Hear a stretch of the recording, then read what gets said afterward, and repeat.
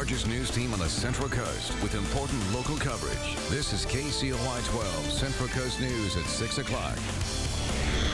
Good evening. Thanks for joining us. I'm Scott Hennessy. And I'm Paula Lopez. Voters approved hundreds of millions of dollars to rebuild Cuesta College. But when will they see results of their decision? Natalie Tavidian is live at Cuesta tonight, where school administrators say they are working faster than expected.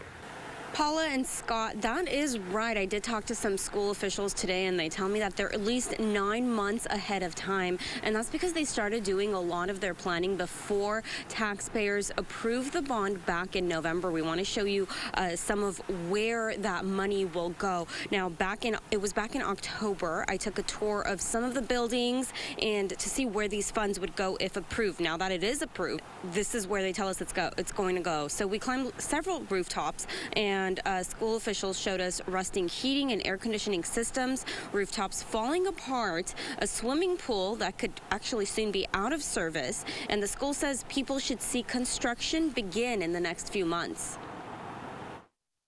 We are getting the architects moving on the new structures that are needed to replace the modulars, and we're also moving forward on the scoping and pricing out of the immediate needs repairs that we spoke to the voter about before that were super critical. And so far everything's on plan or ahead of time.